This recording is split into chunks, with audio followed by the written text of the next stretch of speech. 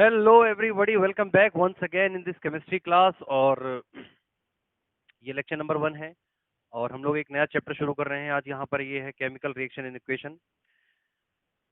शाहू के entrance exam में इसका ठीक ठाक वेटेज है। 2 से 3 क्वेश्चन इसके जनरली देखने को मिल जाते हैं। किस्मत तो 3 क्वेश्चन 4 क्वेश्चन तक आएगा, और अगर कितना भी कम हुआ तो 1-2 क्वेश्चन तो कम से कम देखने को मिलेगा ही मिलेगा। ठीक है ना? तो बात शुरू करते हैं इसको पढ़ना। सीबीएसई बोर्ड में की बुक में ये पहला चैप्टर है और स्टेट बोर्ड वालों के लिए ये दूसरा चैप्टर है। लेकिन चैप्टर है ये दोनों के लिए बहुत स्मार्ट, बहुत मतलब क्या बोलते हैं, इंपॉर्टेंट। जैसे कि अब केमिस्ट्री में केमिकल रिएक्शन और इक्वेशंस का तो बहुत बड़ा रोल है, इसमें तो कोई दो राय नहीं है ना? केमिकल रिएक्शन एंड इक्वेशन का तो रोल बहुत बड़ा मतलब रहता ही रहता है। आप केमिस्ट्री के जितने भी चैप्टर्स पढ़ते हैं कहीं ना कहीं आपको केमिकल रिएक्शंस देखने को मिल ही जाती हैं। सब में तो नहीं, लेकिन 80 to 90% चैप्टर्स में केमिकल रिएक्शन होती हैं। आप चाहे मेटल नॉन मेटल पढ़ें, चाहे एसिड बेस पढ़ें, चाहे कार्बन कंपाउंड पढ़ें, इनमें रिएक्शन है। पीरियोडिक टेबल जो इससे पहले हमने खत्म किया है उसमें रिएक्शन नहीं है, ठीक है ना? उसमें तो नहीं है, लेकिन मोस्ट ऑफ द जो चैप्टर होते हैं केमिस्ट्री के उनमें केमिकल रिएक्शन तो होती ही होती है। तो ये एक अलग से एक स्पेसिफिक एक चैप्टर बना दिया गया है जिसमें हम केमिकल रिएक्शन को पढ़ते हैं, उसके बारे में जानते हैं। तो चलिए शुरू करते हैं। तो जैसा कि नाम से ही शुरू है तो इसके बारे में सबसे पहले छोटी मोटी, देखिए हमारे पास 4 से 5 लेक्चर ही होते हैं, हमें एक 4 से 5 लेक्चर में ही पूरे चैप्टर को फिनिश करना होता है। जनरली वैसे जब हम पढ़ते हैं तो 15 से 18 के बीच में लेक्चर लग जाते हैं, अगर 30 to 35 मिनट के लेक्चर देखें इस चैप्टर को पूरा करने के लिए। अगर हम इसकी डिटेल्ड स्टडी करें तो 15 से 18 लेक्चर कम से कम लगेंगे, ठीक है ना? क्योंकि लास्ट में जो रेडॉक्स वाला पार्ट है, रेडॉक्स वाला, वो थोड़ा बड़ा पार्ट है। तो सबसे पहले तो आप लोगों ने छोटी क्लासेस में फिजिकल और केमिकल चेंज तो पढ़ा ही होगा। तो फिजिकल चेंज क्या होता है? जहाँ पर फिजिकल प्रॉपर्टीज चेंज होती हैं, जैसे कि स्टेट, कलर और यही छोटी मोटी चीजें, ठीक है ना? तो वो तो फिजिकल चेंज होता है। केमिकल चेंज जो होता है वही असल में केमिकल रिएक्शन होती है। केमिकल चेंज को एक इक्वेशन के फॉर्म में लिख देना ही केमिकल रिएक्शन है। सिंपल सी बात। तो पहला पॉइंट है हमारा, what is chemical reaction. Chemical reactions में काफी अलग अलग तरीके से इसकी डेफिनेशन दे सकते हैं। सबसे सिंपल डेफिनेशन इसकी है,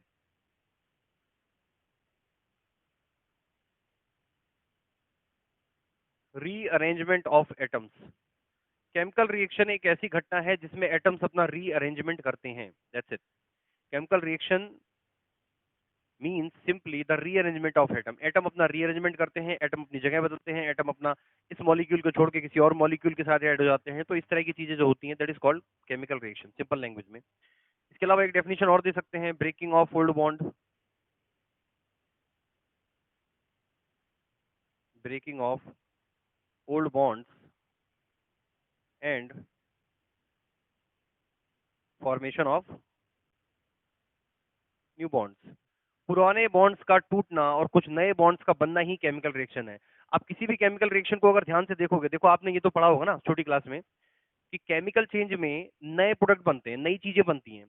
अब नए का मतलब क्या एग्जैक्टली थोड़ा इसको समझते हैं। नए का मतलब ये है कि जो जो बना है, चेंज के बाद जो चीज बनी है उसकी प्रॉपर्टी और जिनसे वो बनी है, यानी कि जो वो पहले थी उससे बिल्कुल अलग होगी। जैसे कि हाइड्रोजन और ऑक्सीजन से मिलकर वाटर बनता है। अब वाटर की प्रॉपर्टी हाइड्रोजन और ऑक्सीजन जैसी नहीं होती। इसी तरह सोडियम और क्लोरीन से मिलकर सोडियम क्लोराइड बनता है, लेकिन सोडियम क्लोराइड की प्रॉपर्टी सोडियम और क्लोरीन से बिल्कुल अलग है। ये मतलब है न्यू कंपाउंड फॉर्मेशन का, कि नया कंपाउंड, नया जो चीज बनती है उसका ये मतलब हुआ कि उसकी प्रॉपर्टी जिनसे वो बनी है उनके जैसी नहीं है, उससे अलग है। That's it. तो breaking of old bond, reaction होने के लिए कुछ बॉन्ड्स का टूटना जरूरी है, कुछ बॉन्ड्स टूटेंगे, कुछ नए बॉन्ड बनेंगे, कुछ रीअरेंजमेंट देखने को मिलेगा, that is called chemical reaction, ठीक है ना? सो रीअरेंजमेंट ऑफ एटम या breaking of old bond, formation of new bond is called chemical reaction. तो ये दोनों ही बातें अपनी जगह में ठीक है, इसमें कोई गलती नहीं है, दोनों ही बातें सही हैं। इसके बाद अगर कुछ सिंपल देखा जाए तो कुछ हल्की फुल्की चीजें और भी होनी चाहिए। जैसे अब इक्वेशन की बात कर लिया जाए, केमिकल इक्वेशन कैसी होती है, ठीक है ना? अब इक्वेशन दो तरह की हो सकती है हमारे पास, एक होती है वर्ड इक्वेशन और एक होती है सिंबॉलिक इक्वेशन, ठीक है? केमिस्ट्री में मोस्टली हम सिंबॉलिक इक्वेशन यूज करते हैं। वर्ड इक्वेशन जब बच्चा नया नया सीखता है 6th 7th 8th में केमिकल रिएक्शन को, तब हम उसको वर्ड इक्वेशन वहां पे समझाते हैं कि वर्ड इक्वेशन एग्जैक्टली क्या होता है। अब मान लो हाइड्रोजन और ऑक्सीजन की रिएक्शन हुई है और वाटर बना है, तो वर्ड इक्वेशन में हम लिखेंगे hydrogen plus oxygen arrow water, इस तरह से। और अगर सिंबॉलिक इक्वेशन में हमको लिखना है तो हम लिखेंगे H2 plus O2 arrow H2O। Clear है? H2 plus O2 H2O। और अगर मैं वर्ड इक्वेशन में मुझे ये बात लिखनी होती तो मैं लिखता hydrogen plus oxygen arrow water. तो अब इतना लंबा लिखने से बेहतर ये है कि इसको सिंबॉलिक फॉर्म में लिख लिया जाए। और वैसे भी एलिमेंट्स को सिंबल दिए क्यों गए? एलिमेंट्स को सिंबल दिए क्यों गए? हाइड्रोजन का H, कार्बन का C, ऑक्सीजन का O, नाइट्रोजन का N, ये सिंबल्स बनाए क्यों गए? चीजों को थोड़ा ज्यादा आसान करने के लिए, है कि नहीं है? थोड़ा ज्यादा आसान किया जाए उसको, ताकि थोड़ा शॉर्ट में वो लिख जाए, जल्दी हो जाए काम और ज्यादा समझ में आए। तो ये तरीका है किसी भी केमिकल रिएक्शन को लिखने का।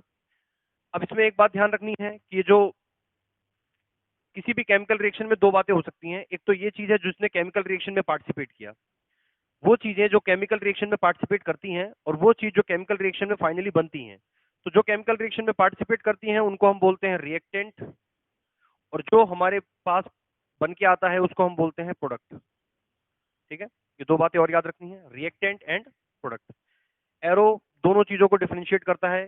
जो लेफ्ट हैंड साइड में लिखा रहेगा, एरो के जो भी लेफ्ट हैंड साइड में होता है उसको हम क्या बोलते हैं?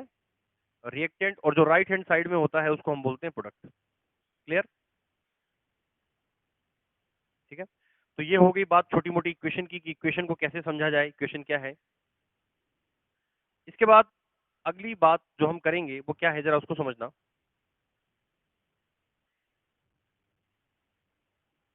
Evidence of a chemical reaction. Evidence of a chemical reaction, इस बात का मतलब क्या है? एविडेंस मतलब क्या होता है? What does mean by evidence? Evidence means सबूत। क्या सबूत है कि केमिकल रिएक्शन हुई भी है या नहीं? अब ऐसा हो, अब ये बात हो क्यों रही है, पहले इसको समझो थोड़ा। आप किसी भी दो चीज को मिला दोगे तो क्या रिएक्शन हो जाएगी? क्या जरूरी है कि रिएक्शन हो जाएगी? नहीं, बिल्कुल जरूरी नहीं है। जैसे आप वाटर में सॉल्ट मिला दो, NaCl जो होता है हमारा सॉल्ट घर में, उसको मिला दो, क्या वो रिएक्शन हो जाएगी? नहीं। आप वाटर में शुगर मिला दो, क्या रिएक्शन हो जाएगी? नहीं। यहाँ रिएक्शन नहीं हो रही है, वो उसके अंदर डिसॉल्व हो जा रहे हैं लेकिन रिएक्शन नहीं है। लेकिन अगर अब आप वाटर में कैल्शियम ऑक्साइड, जिसे बोलते हैं चूना, अब वाटर में कैल्शियम ऑक्साइड डाल दो पाउडर, तब रिएक्शन होगी, जबरदस्त होगी। आई बात समझे? तब रिएक्शन हो जाएगी। तो यही बात है कि दो चीजों में हम ऐसा नहीं कह सकते कि दो चीजों को मिलाने पे हमेशा रिएक्शन हो जाएगी। Sometime reaction happen, sometime reaction doesn't happen. So how you will detect that reaction is actually happen और नॉट? कैसे पता लगेगा कि रिएक्शन असल में हुई भी है कि नहीं हुई है?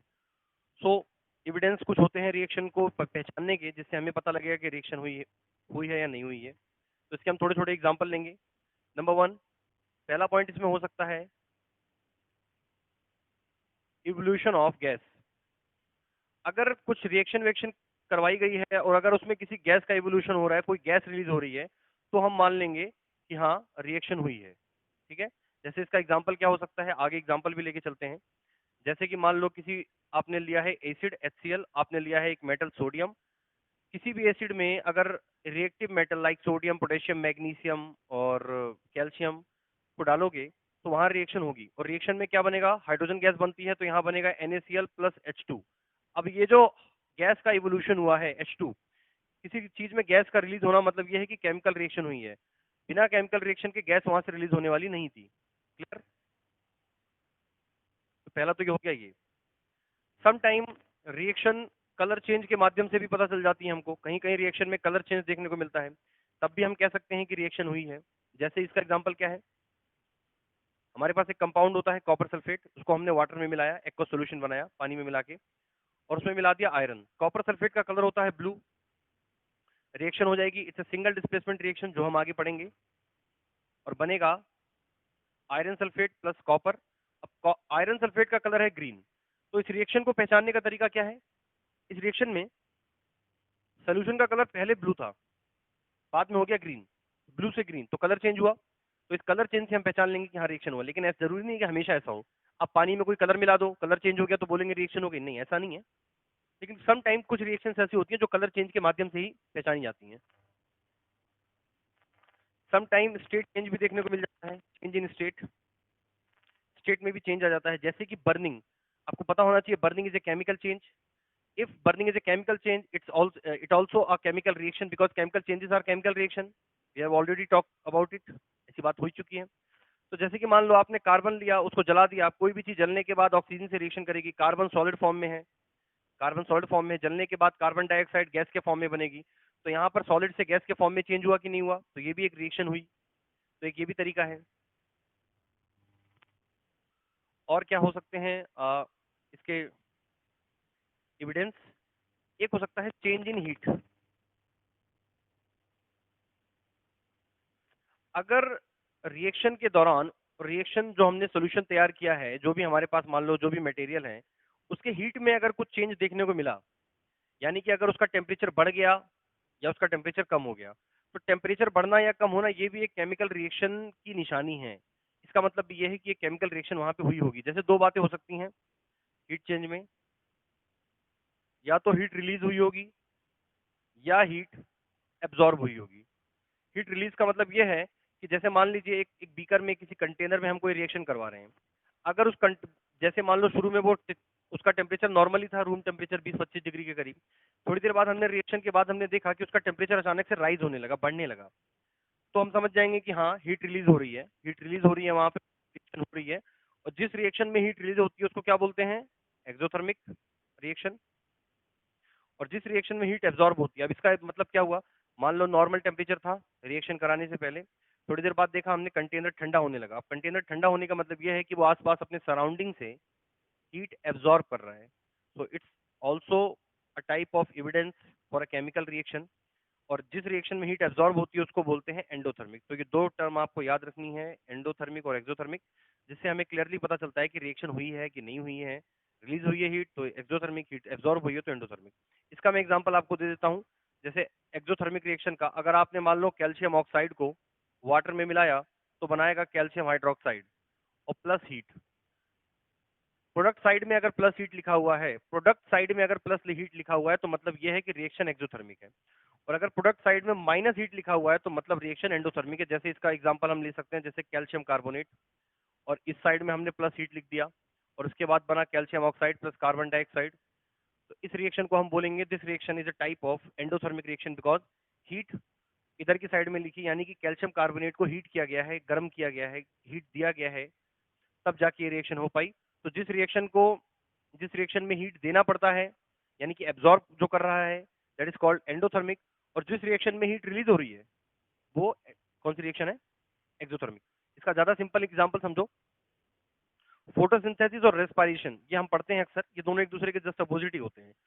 रेस्पिरेशन की बात पहले कर लेते हैं। रेस्पिरेशन में क्या है? हम खाना खाते हैं, ग्लूकोज के फॉर्म में हमारे बॉडी के अंदर खाना जाता है, कार्बोहाइड्रेट ग्लूकोज के फॉर्म में। फिर हम ऑक्सीजन लेते हैं, ग्लूकोज और ऑक्सीजन की रिएक्शन होती है, कार्बन डाइऑक्साइड, वाटर, और बनता है हीट। पता है कि नहीं पता है? खाना खाने से एनर्जी मिलती है, तो एनर्जी रिलीज हो रही है। तो respiration is a type of exothermic reaction, because in respiration process heat actually release. Okay. On the other hand अगर बात किया जाए फोटोसिंथेसिस की, तो फोटोसिंथेसिस में क्या होता है कि प्लांट्स अपना फूड तैयार करते हैं, पढ़ा ही होगा। तो उसमें क्या होता है? कार्बन डाइऑक्साइड प्लस वाटर मिलके और सनलाइट की प्रेजेंस। तो सनलाइट जो मिल रहा है वहां पर, भाई प्लांट्स को सनलाइट तो चाहिए ना, तो हीट तो चाहिए ना उसको, बिना हीट के कैसे बनाएगा? तो वहां पर वो हीट एब्जॉर्ब कर रहा है। तो photosynthesis is a type of endothermic reaction. Okay. तो ये थे कुछ एविडेंसेस जिससे हमें पता चलता है कि केमिकल रिएक्शन हुई या नहीं हुई। तो ये भी समटाइम क्वेश्चन ऐसे पूछ लिए जाते हैं, तो इसको ध्यान रखना है।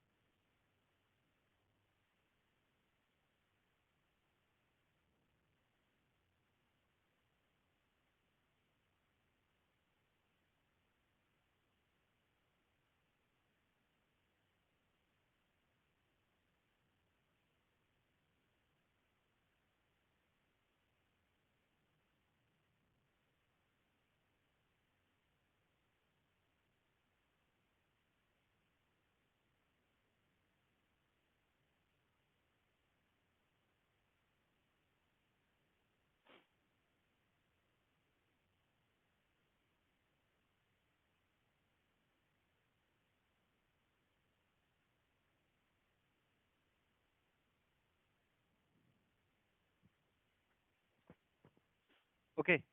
नेक्स्ट टर्म हम यहाँ पर पढ़ने वाले हैं,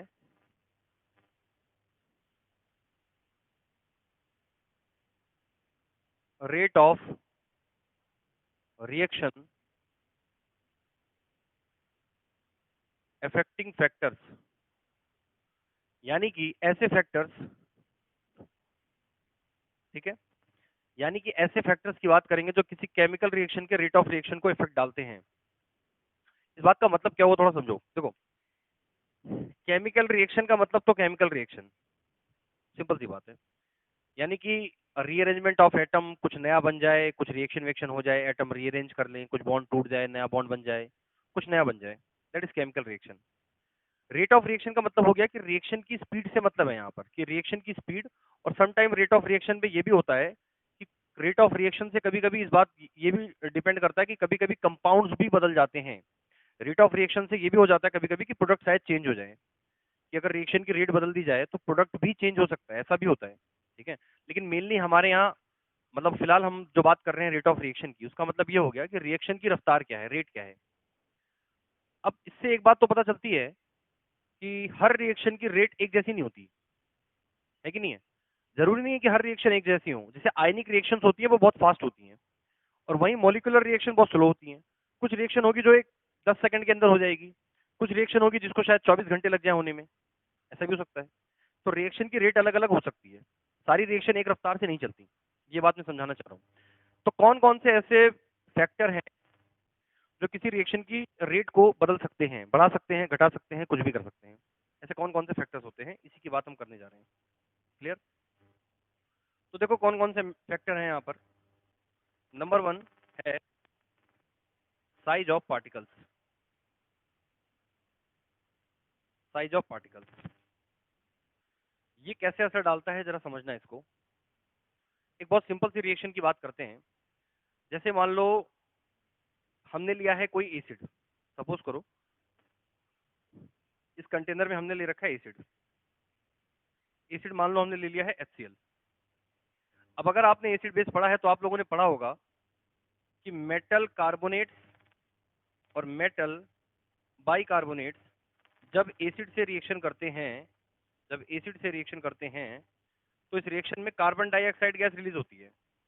कौन सी गैस? Carbon dioxide. और carbon dioxide gas brisk effervescence के साथ में रिलीज होती है, यानी कि बुदबुदाहट के साथ, बुलबुलाहट के साथ, और मतलब बबल्स के साथ इस तरह से रिलीज होगी कि वो पूरा का पूरा ऊपर की साइड भागेगा। इसका एग्जांपल सिंपल सा ले लो, जैसे कोल्ड ड्रिंक वगैरह होगा तो जब कोल्ड ड्रिंक की बोतल को हम खोलते हैं तो वो उसमें से देखा होगा बबल्स ऊपर उठते हैं, तो वो इसीलिए होता है क्योंकि कोल्ड ड्रिंक में भी कार्बन डाइऑक्साइड गैस डिजोल्व होती है। समझ गए ना? पानी में कार्बन डाइऑक्साइड गैस डिजोल्व करके उसमें ढेर सारी शुगर मिला के उसमें कुछ फ्लेवर वेवर डाल देते हैं और आपकी कोल्ड ड्रिंक तैयार हो जाती है, लोग उसे मजे से पी रहे हैं। ऐसे ही होता है। ठीक है, तो लिया ये एसिड, इसके अंदर, अब इसके अंदर क्या है, मेटल कार्बोनेट या मेटल बाइकार्बोनेट, दोनों में से कुछ भी ले लो। तो मेटल कार्बोनेट में मान लो हम लोग ले लेते हैं कैल्शियम कार्बोनेट। कैल्शियम कार्बोनेट क्या है? जैसे लाइम, जो क्या बोलते हैं, लाइम स्टोन होता है, उसी को बोलते हैं कैल्शियम कार्बोनेट। सिंपल सी बात, भाषा में समझो तो चौक। ठीक, चौक। अब सोचो, हमने दो तरीके, हमने चौक बिल्कुल पाउडर फॉर्म में लिया है, पिसा हुआ चौक, ठीक है ना, पाउडर। और दूसरे में हमने इतने मोटे मोटे चौक के, मैंने हमने वो ले रखे हैं पत्थर, इतने मोटे मोटे गट्टे ले रखे हैं चौक के। अब एक बार अगर आप पाउडर डालोगे इसमें तो रिएक्शन की जो रफ्तार होगी, और एक बार आप मोटे मोटे जो टाइल्स होते हैं, शाहबाद टाइल्स जिसे कहते हैं, यही कैल्शियम कार्बोनेट, उसी को शाहबाद टाइल्स भी कहते हैं। अब शाहबाद टाइल्स के मोटे मोटे पत्थर डालोगे, रिएक्शन दोनों में होगी, कार्बन डाइऑक्साइड दोनों में रिलीज होगा, रिएक्शन सेम ही होगी, लेकिन रिएक्शन का रेट अलग होगा। जब आप इसके अंदर पाउडर डालोगे तो रिएक्शन की रफ्तार थोड़ी तेज होगी, रिएक्शन की रफ्तार थोड़ी तेज होगी, ज्यादा तेज होगी रिएक्शन। जब आप मोटे मोटे पत्थर डालोगे तो रिएक्शन थोड़ी स्लो होगी। So size of particle, does size of particle affect the rate of reaction? Yeah, it affects. If the size of particles are very small, the rate of reaction will be high. And if the size of particle are very large, the rate of reaction will obviously slow. Simple सी बात है। तो particle का size जितना छोटा होगा, rate of reaction उतनी ज्यादा होगी।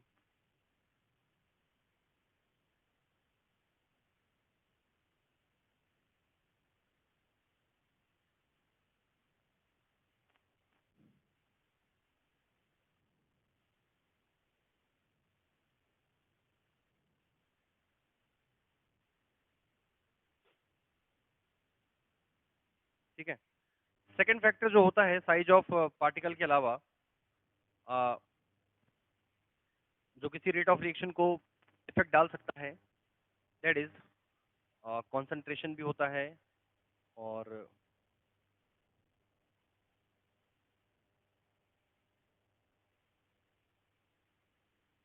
हीट चेंज, हीट का भी किसी केमिकल रिएक्शन की रेट ऑफ रिएक्शन पे फर्क पड़ता है। कुछ रिएक्शंस ऐसी होती हैं जो नॉर्मल टेम्परेचर पे हो जाती हैं आसानी से, और सम टाइम हीट हमको, अगर हमने रिएक्शन को मान लो गर्म किया, अगर हमने मान लो जो भी जिसमें हम रिएक्शन करा रहे हैं उस कंटेनर को हमने बर्नर के ऊपर रख के गर्म करना शुरू कर दिया, तो रेट ऑफ रिएक्शन बढ़ जाती है। तो हीट चेंज का भी रेट ऑफ रिएक्शन से फर्क पड़ता है। बहुत सी रिएक्शंस ऐसी होती हैं जिनमें हीट प्रोवाइड करने के बाद ही वो रिएक्शन फास्ट हो पाती हैं, तो हीट चेंज का भी उसके ऊपर पूरा असर देखने को मिलता है। तो यानी कि ये भी एक फैक्टर है जो किसी केमिकल रिएक्शन की रेट ऑफ रिएक्शन पे फर्क डालता है। तीसरा हो सकता है कॉन्सेंट्रेशन, कॉन्सेंट्रेशन ऑफ केमिकल्स। जो भी केमिकल यूज किया गया है उसके कॉन्सेंट्रेशन के ऊपर भी डिपेंड करता है। जैसे इसका क्या एग्जांपल है, अब दो बातें हो सकती हैं, या तो डाइल्यूट है या कॉन्सेंट्रेटेड है, ठीक है ना, डाइल्यूट है या कॉन्सेंट्रेटेड है। तो इसके लिए आप लोगों ने एक रिएक्शन पढ़ी होगी कि नाइट्रिक एसिड की रिएक्शन जब कॉपर से करवाई जाती है तो दो अलग अलग केस हो सकते हैं। एक केस में नाइट्रिक एसिड डाइल्यूट है, एक केस में कॉन्सेंट्रेटेड है, और दोनों केस में अलग अलग कंपाउंड देखने को मिलते हैं। तो इससे हमें ये पता चलता है कि जो कॉन्सेंट्रेशन होता है किसी केमिकल का, हमेशा नहीं, मैं ये नहीं कह रहा हूँ कि ये चीजें हमेशा काम करती हैं, साइज ऑफ पार्टिकल या हीट चेंज ये हमेशा काम नहीं करता, but some time this kind of thing matters. हमेशा ऐसा नहीं होगा, लेकिन कई जगहों पर ऐसा देखा गया है कि कॉन्सेंट्रेशन से, हीट चेंज से या साइज ऑफ पार्टिकल से भी रेट ऑफ रिएक्शन पे फर्क पड़ जाता है। हमेशा ऐसा नहीं होता, लेकिन सम टाइम ऐसा देखने को मिलता है। तो कॉन्सेंट्रेशन भी फर्क डालता है, बिल्कुल डालता है। ठीक है, क्लियर। जैसे नाइट्रिक एसिड की कॉपर से जो रिएक्शन है, तो वो बुक में लिखी हुई है आपकी, जरूर आप उसे वहां पे देखिए। दोनों में अलग अलग देखने को मिलेगा, एक में डाइल्यूट होगा, एक में कॉन्सेंट्रेटेड होगा।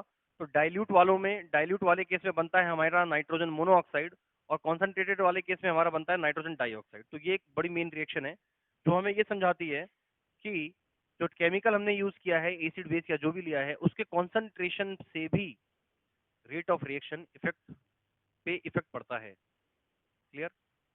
फोर्थ पॉइंट हमारा यहाँ हो सकता है presence of catalyst. You understand what is catalyst? Presence of catalyst यानी कि कैटलिस्ट की प्रेजेंस से भी रिएक्शन पर असर पड़ जाता है। आई बस में, कैटलिस्ट की प्रेजेंस भी रेट ऑफ रिएक्शन पे बहुत असर डालती है। अब कैटलिस्ट क्या है? देखो, कैटलिस्ट केमिस्ट्री में यूज होने वाला एक टर्म है, एक्चुअली कैटलिस्ट यही यूज होता है।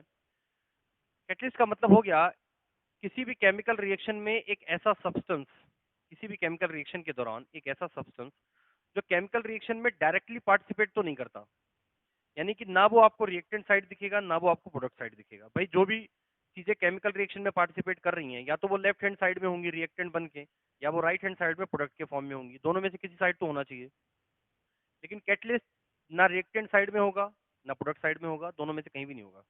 कहाँ होगा? एरो के ऊपर लिखा होगा, क्योंकि वो कैटलिस्ट है। वो रिएक्शन में डायरेक्ट पार्टिसिपेट नहीं कर रहा, ना तो वो प्रोडक्ट के फॉर्म में दिखेगा, ना वो रिएक्टेंट के फॉर्म में दिखेगा। वो सिर्फ रेट ऑफ रिएक्शन को घटा या बढ़ा सकता है। आगे बात सुनने। तो catalyst are the substance which do not participate in a chemical reaction, which do not participate in a chemical reaction but can change the rate of reaction, but can change the rate of reaction, लेकिन rate of reaction को बढ़ा या घटा सकता है। ठीक है। अब इसके लिए दो तरह के हो सकते हैं ये, एक होता है पॉजिटिव कैटलिस्ट जो रेट को हाई करता है, बढ़ाता है, और एक होता है नेगेटिव कैटलिस्ट जो रेट को जनरली स्लो करता है। ठीक है। तो ये चार फैक्टर ऐसे हैं main main: size of particle, heat change, concentration of chemical, presence of catalyst. ठीक है। तो ये मेन चार ऐसे फैक्टर हैं जो किसी भी केमिकल रिएक्शन की रेट को बढ़ा या घटा सकते हैं। क्लियर।